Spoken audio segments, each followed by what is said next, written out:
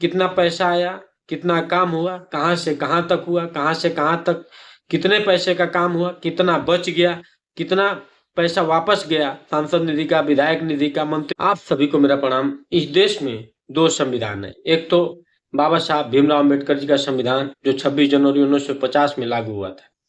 दूसरा 2014 के बाद जो धीरे धीरे संविधान बन गया, उसका दिन तारीख समय नहीं मालूम चला।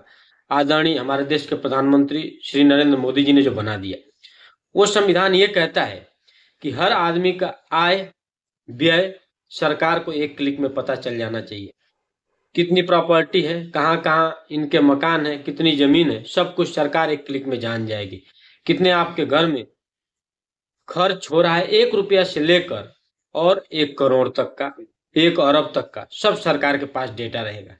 लेकिन वहीं दूसरी तरफ एक और संविधान इन्होंने खुद बना दिया अंदर खाने में, कि नेताजी की निधि में कितने पैसे आए, कितने व्यय हुए, कितने इन्होंने काम किए, कितने पैसे बच गए, वो किसी को पता नहीं चलेगा। जो कि ये बहुत जरूरी, पहले कानून ये बनना था कि नेताजी का आय व्यय कितना है, नेताजी के पास इतना पैसा कहाँ से आया। जब ये समाज की सेवा कर रहे हैं, ये कोई नौकरी नहीं है, जब राजनीति एक सेवा है, तो ऐसे सेवा की क्या जरूरत है कि सेवा करते करते और अपने ही शिखर पे पहुंच जाएंगे, मंगल ग्रह पे, चांद पे जाके जमीन लेने लगेंगे। ऐसे सेवा की क्या जरूरत है। तो इन लोगों का Aadhaar card, PAN card, ration card, निवास कार्ड और कुटुंब रजिस्टर, परिवार की नकल का रजिस्टर, इन लोगों का नहीं मैच हुआ, आधार कार्ड से नहीं लिंक कराया गया। लेकिन आम आदमी का सब कुछ आधार से लिंक करा दिया गया, शरीर तक। तो मोदी जी का कानून यह कहता है कि आप कितना भी घोटाला भ्रष्टाचार करके आइए, कितना भी लूटपाट दलाली करके आइए, चाहे सारे निधि को खा के आइए, अगर आप इनकी पार्टी ज्वाइन कर लीजिएगा, उसी दिन से सारे आरोप खत्म। और उसी दिन से जिस तरीके से आप समझ रहे हैं, लाख करोड़ पाप करने के बाद भी अगर गंगा जी की एक बूंद शरीर पे पड़ गई तो आदमी को कहा जाता है कि उसकी पाप से मुक्ति हो गई। उसी तरीके से पार्टी है। अगर ऐसा नहीं है तो ये खुद गाली दे रहे थे पानी पी पी कर कि कांग्रेस ने घोटाला किया। तो भाई सब उनके नेता थे ना, जो कांग्रेस पार्टी में थे वो सभी थे उस घोटाले में लिप्त थे, तब तो हुआ इतना बड़ा घोटाला।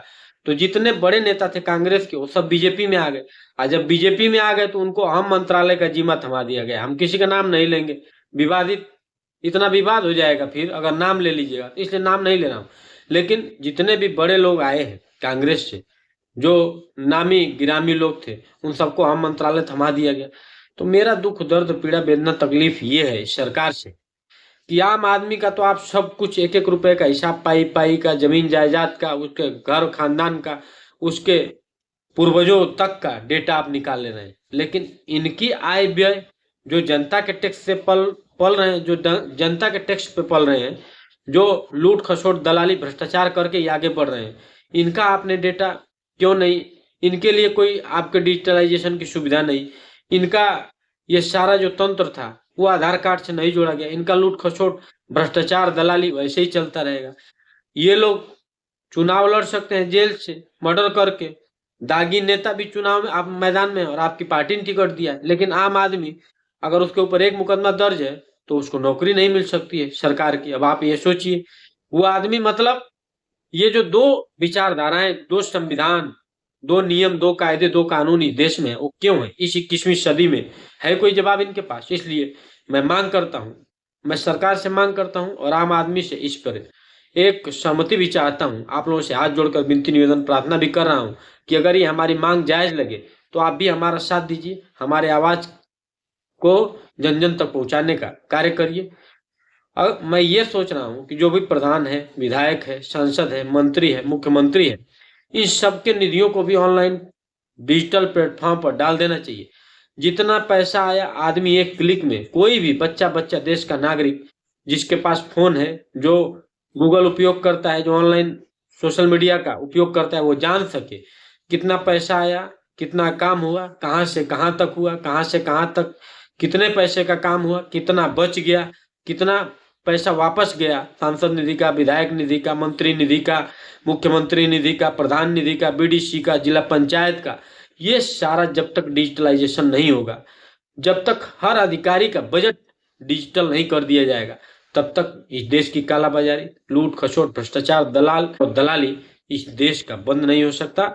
इस देश में तब तक वही होगा, हुआ अमीर अमीर और भी मरा गरीब बेचारा। और भूख, गरीबी, बेरोजगारी ऐसे ही बढ़ती जाएगी, दिन दूनी रात चौगुनी, बेतहाशा बढ़ेगी।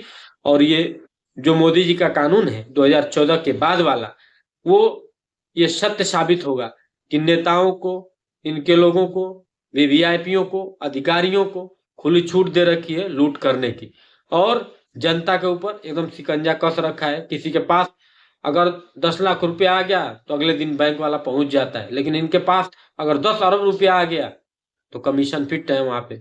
5% दे दो, 2% दे दो, मामला सेट है। वंदे मातरम, जय हिंद, जय भारत। हमारी बातों को दिशा दिशा करिए, हमारे चैनल को सब्सक्राइब करिए। जय हिंदुस्तान, जय जय श्री राम।